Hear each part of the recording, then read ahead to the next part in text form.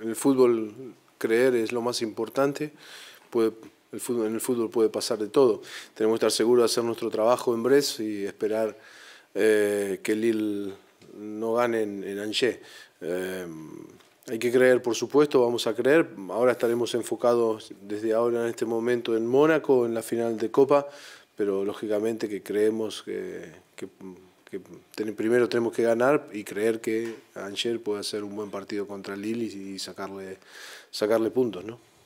Confiamos en que podemos hacer un buen partido y meter la presión de un resultado para nosotros positivo y solamente hay que esperar. No me parece que sea algo psicológico, es una cuestión de rendimiento y del juego del equipo en este caso. On doit penser à faire une bonne performance à Brest.